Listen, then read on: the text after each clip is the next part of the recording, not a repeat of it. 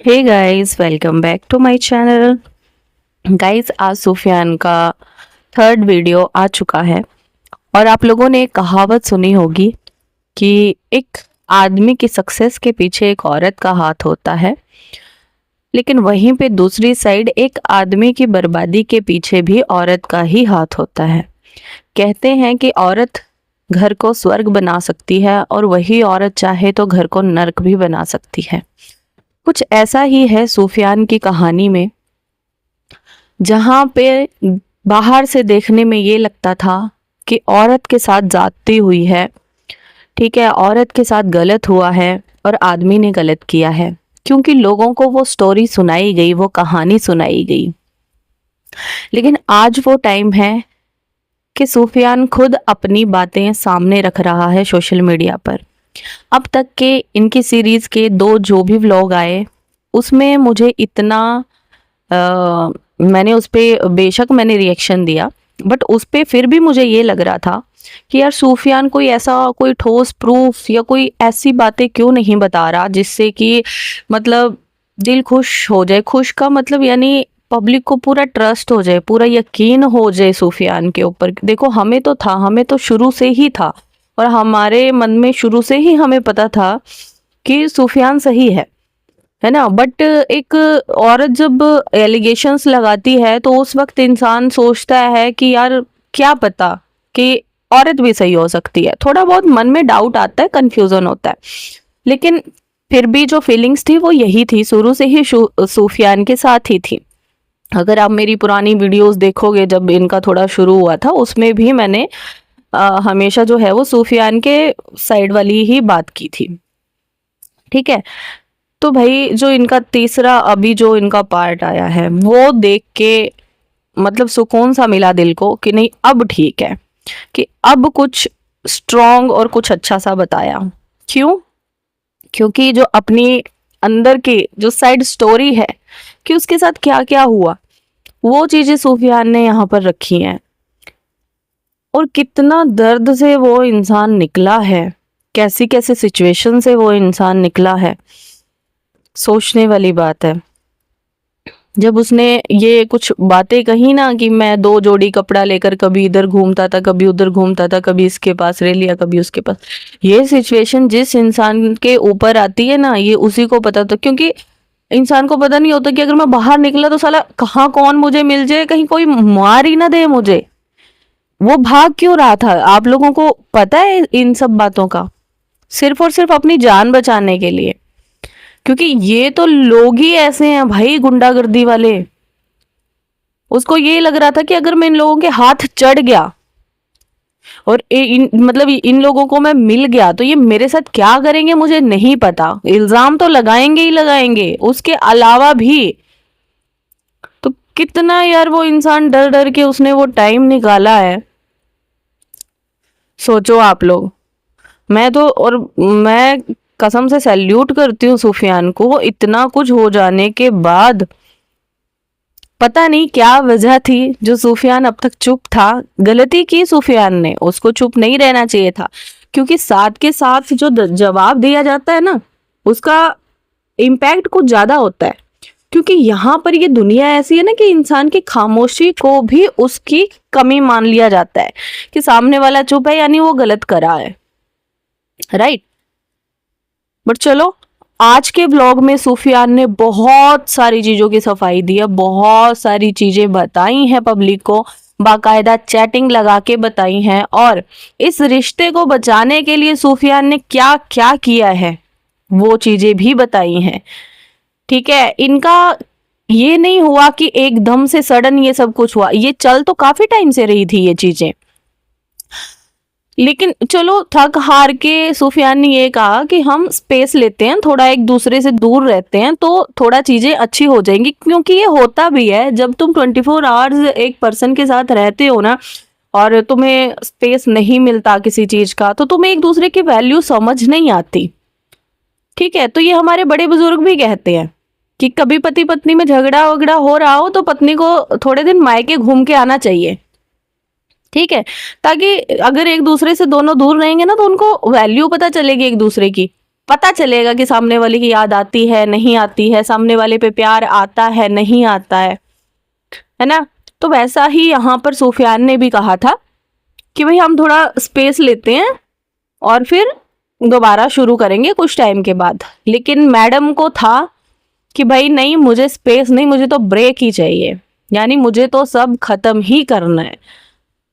ठीक है, और खत्म क्यों करना है, अब इनके माइंड में क्या चल रहा था मैडम के, इनको क्या, बस एक तो चलो ये सामने दिखता ही है भाई पैसा चाहिए, या फिर जो चीजें ये वहाँ खुल के नहीं कर पा रही थी जो ये अब कर रही हैं, आप लोग समझ रहे हो, जो ये अब कर पा रही है ना, ये घूमना फिरना इधर उधर। घूमना फिरना तो खैर उस वक्त भी करते थे, बट एक दायरे में रह के, क्योंकि हस्बैंड साथ होता था, है ना। और बाकी चीजें भी, वो बूज वाली चैटिंग भी आप लोगों ने पढ़ी आज वाले ब्लॉग में, उसमें आई वो लाइन, सुबह के 4 बजे ये दोनों आपस में बातें कर रहे हैं इन्हीं सब चीजों को लेकर के, लेकिन मैडम उसके बीच में बोलती हैं कि भाई मुझे तो दारू पीनी है। समझ रहे हो आप। तो उसको वो सब चाहिए था कि एक खुली, समझ लो कि खुले उसमें रहना, अपनी मन मर्जी करना, अपने तरीके से कपड़े पहनना, अपने तरीके से घूमना फिरना, है ना। और बाकी वो नशेड़ी तो वो है ही है, वो तो बहुत सारे लोगों ने बहुत पहले भी काफी सारे व्लॉग्स बनाए हैं, आप लोगों को अगर याद होगा तो, कि इसके पर्स से क्या निकला था, इसके बेड के पास क्या पड़ा रहता है, वो चीजें लोग पहले देख चुके हैं। यहाँ पे देखो सामने स्क्रीन पे आपको वो मैसेज भी दिखाई दे रहे हैं। वैसे तो आप लोगों ने सुफियान के ब्लॉग में देख ही लिए होंगे, बट फिर भी अगर कोई पढ़ना चाहता है तो पढ़ सकता है। तो मतलब कितनी सारी बातें जो हैं वो बताई हैं सुफियान ने, कि किस तरीके से सुफियान जो है वो, मतलब यार उसके आगे रो रहा था, हाथ जोड़ रहा था कि ऐसा मत कर, मैं मर जाऊंगा। सोचो ऐसा इंसान कब बोलता है, जब वो सच में किसी से प्यार कर रहा होता है। और ये जो इसने फेक चीटिंग का एलिगेशन लगाया है ना, कि मिसबा के साथ जो भी इसने एंगल जोड़ा है, क्या अगर सुफियान और मिसबा के बीच में वो सब होता तो सुफियान ये बोलता कि मैं मर जाऊंगा? क्या लगता है आप लोगों को? सामने वाला तो यही, भाई लड़का तो यही चाहेगा, जो चीटिंग में होगा वो यही चाहेगा, अच्छा ठीक है जा रही है जा, बात खत्म। क्यों? क्योंकि उसका तो रास्ता खुल जाएगा ना आगे को। लेकिन नहीं, वो तो फिर भी हाथ पैर जोड़ रहा है कि भाई मत कर, ऐसे मत कर, मैं मर जाऊंगा, मैं नहीं रह सकता तेरे और सुहान के बिना।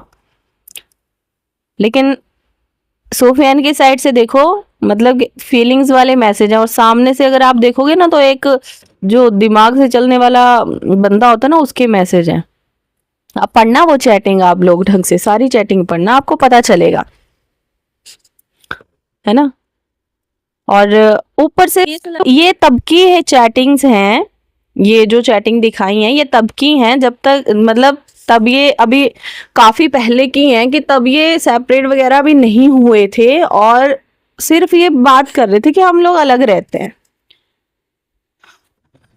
और फिर सुफियान को ये बोला जाता है कि अगर तुम चाहो तो तुम बाहर कहीं अपना चक्कर चला सकते हो, उसमें लिखा है ना फ्लिंग्स, करना चाहते हो तो कर सकते हो, ट्राई कर सकते हो समथिंग न्यू।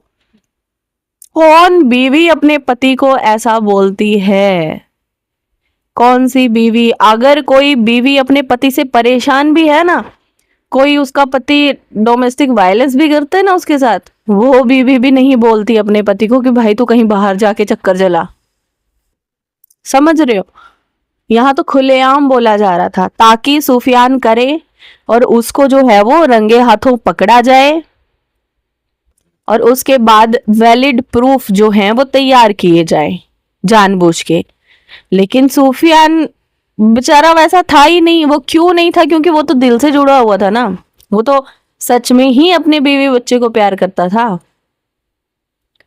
ठीक है, तो उसने वो सारी चीजें नहीं करी, तो इन लोगों को सुफियान के खिलाफ कुछ मिला ही नहीं, कि भाई अब तो कोई प्रूफ मिल ही नहीं रहा, ये कुछ कर ही नहीं रहा, अब करें तो करें क्या।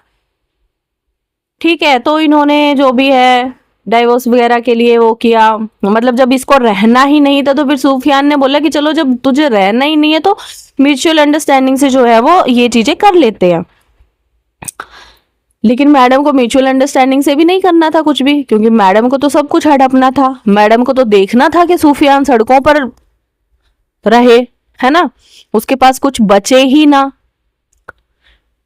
इसीलिए मैडम ने पहले तो चोरी की, सारा सामान घर से जितना भी था कीमती सामान सारा उठा करके लेके गई। उसके बाद दोबारा घर में आई, मतलब दोबारा से फिर सूफियान के साथ, जब सूफियान वकील वगैरह से मिलके अपने घर जाता था तो वहां पे दोबारा गई ताकि कुछ और प्रूफ, कुछ और इकट्ठा किया जाए। और उससे पहले जो है वो इनके माँ बाप के पास भी जब रिकॉर्डिंग वो कर रही थी, वो कर ही इसीलिए रही थी ताकि वो सामने से कुछ बोले और ये रिकॉर्ड करे। लेकिन उन लोगों ने सामने से कुछ बोला ही नहीं, उन्होंने तो यही समझाया कि हस्बैंड वाइफ में झगड़े हो जाते हैं, कोई बात नहीं, सब ठीक हो जाएगा। तो मैडम को ये चीज फिर अच्छी नहीं लगी कि अरे ये तो समझा रहे हैं। तो फिर वहां पे पुलिस वुलिस का बुलाना, ये वो पता नहीं जो भी क्लिप्स डाली है सूफियान ने। ममता वहां से बैग लेके गई तो बोलते हैं कि ये बैग मतलब गोल्ड भर के लेके गई थी उसी बैग में, ताकि उस बैग को वहां छोड़ेंगे, सूफियान वहां होगा तो फिर हम ये बोलेंगे कि भाई इन लोगों ने वो गोल्ड वोल्ड चुराया। तो ये सारी बातें जो है वो प्रॉपर सूफियान ने बताई हैं। सूफियान ने ये भी समझाया कि जो चीजें, एक बात आप लोग बताइए मुझे कि अगर किसी इंसान के साथ कुछ हुआ है, ठीक है, कोई ट्रॉमा उसका या कोई कुछ भी अगर कुछ हुआ है उसके साथ बचपन में, तो क्या वो इंसान ये चाहेगा कि मेरे बच्चे के साथ भी ये सब कुछ हो? नहीं चाहेगा। यही वजह थी कि सूफियान समझा रहा था कि तुम ये सब मत करो, क्योंकि तुम्हारी फैमिली में ये सारी चीजें पहले हो चुकी हैं, तुम्हारे साथ भी हो चुकी हैं, क्योंकि तुम्हारी माँ ने भी सेम ये चीजें करी थी, ठीक है, और तुम उस वक्त छोटी थी, और वही सेम चीज आज तुम जोहान के साथ कर रही हो। तुम लेगेसी मत दोहराओ अपने परिवार की। तो ये रिक्वेस्ट जो है वो सूफियान ने करी, लेकिन नहीं, मैडम अपना पूरा मन बना चुकी थी कि नहीं, मुझे तो रहना ही नहीं है। और हिस्से में भी देखो आप लोग, हिस्से में भी बच्चे का हिस्सा भी मांगा जा रहा था। और जब सूफियान ने बोला कि नहीं, मैं जोहान का मतलब हम फिक्स्ड डिपॉजिट कर देंगे या कुछ कर देंगे, तो कहती कि नहीं, वो मुझे चाहिए, मुझे तो बड़ी जगह पे मुझे घर लेना है, मुझे अच्छे उसमें वो सब करना है। तो यहाँ पे ये शो होता है कि बड़े बड़े सपने किसके थे, जिसका इल्जाम जो है वो सूफियान पे लगाया गया। लेकिन यहाँ पर तो साफ साफ दिख रहा है कि बड़े बड़े सपने किसके हैं, और अभी भी हैं। सूफियान को डराया धमकाया भी जाता था कि तुम्हें बच्चा नहीं मिलेगा, मैं तुम्हें छोड़ दूंगी। और बार बार जब एक रिश्ते में ये बात आती है ना कि मैं तुम्हें छोड़ दूंगी, छोड़ दूंगा, छोड़ दूंगा, तो वो चीजें कहीं ना कहीं हो ही जाती हैं, एक वक्त आने पे हो ही जाती हैं। क्योंकि जिस रिश्ते में, यार देखो, झगड़े ना हर घर में होते हैं, हर मियाँ बीवी के बीच में होते हैं। दुनिया का ऐसा कोई कपल नहीं होगा, चाहे वो इंडिया में हो चाहे वो इंडिया से बाहर का हो, दुनिया में ऐसा कोई कपल नहीं होगा जिनके बीच में कभी झगड़ा नहीं होता होगा। ठीक है, झगड़े हर कपल्स में होते हैं, झगड़ा होने के बाद वो लोग ठीक भी हो जाते हैं, सब कुछ हो जाते हैं। प्रॉब्लम यहाँ पर ये थी कि जब, यहाँ पे आप सामने देख सकते हो कि सूफियान ने एक लीगल नोटिस जो है वो सूफियान जो है वो म्यूचुअली डाइवोर्स करने के लिए तैयार था। इनको प्रॉपर्टी का जो जो इन्होंने मांगा वो सब कुछ देने को तैयार था। सूफियान के साथ पास कुछ भी नहीं बचा है गाइस, अभी तक भी सूफियान के पास कुछ नहीं है सिवाय एक यूट्यूब चैनल के और एक गाड़ी के। गाड़ी सिर्फ इसलिए बच गई क्योंकि वो सूफियान के ही नाम पे थी, और शायद गाड़ी वो शादी से पहले की है।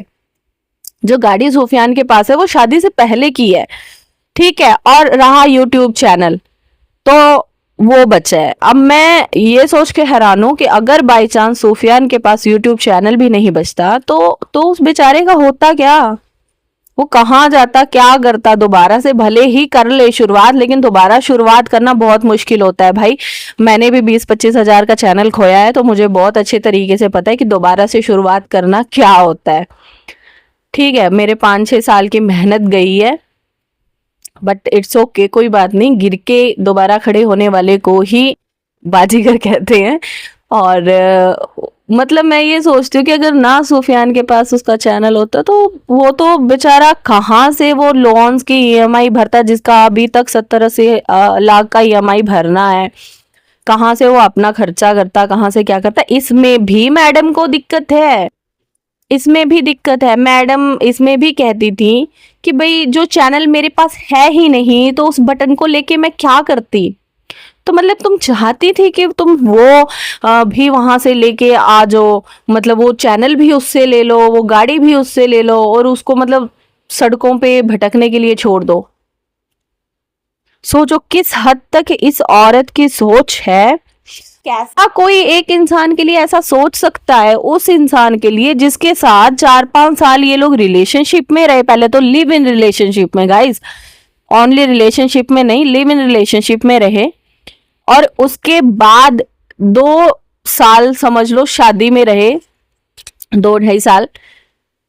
तो सोचो कि इतने सालों से एक दूसरे को जानने के बाद भी किसी के, और पति रहने के बाद भी किसी के अंदर इतनी नफरत कैसे आ सकती है किसी के लिए कि उसको मतलब इतना बर्बाद कर दो। और ठीक है अलग होना था, म्यूचुअली हो जाते ना अलग, लेकिन तुम्हें तो सोशल मीडिया पर आकर पैसा कमाना था, तुम्हें दिखाना था लोगों को कि भाई मैं सही हूं, सामने वाला गलत है, मैं बेचारी हूं, मैं अबला नारी हूं, मेरा छोटा बच्चा है, सिंगल मदर हूं। ये सारी सिंपैथीज कैसे मिलती?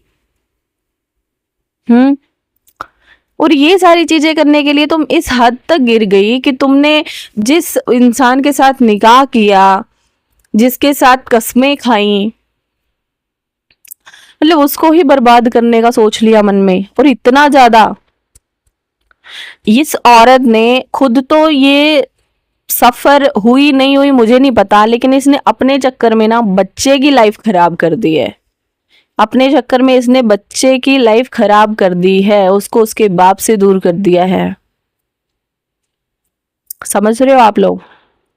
बट हाँ ठीक है, मैं सुफियान के, मुझे थर्ड पार्ट बहुत ज्यादा पसंद आया पहले के बाकी 2 से। और हाँ इसमें रिकॉर्डिंग भी सुनाई गई है इनके सो कॉल्ड एक्स हस्बैंड की, फराज की, जिसमें वो बोल रहे हैं कि भाई ये प्रूफ इकट्ठा करते हैं, ये लोग रिकॉर्डिंग्स करते हैं सारी चीजों की। तो सोचो मैडम तो पहले से ही खिलाड़ी हैं भाई, है ना। तो चलिए गाइस वीडियो फिर काफी ज्यादा लंबी होगी और हो सकता है कि आज की वीडियो आपको थोड़ी सी बोरिंग लगे क्योंकि मैं अभी सो के ही उठी थी तो उसके लिए माफी। एंड चलिए मिलते हैं फिर अपनी नेक्स्ट वीडियो में, तब तक आप सब अपना ख्याल रखिएगा, चैनल को सब्सक्राइब करके जरूर जाइएगा। Bye bye guys.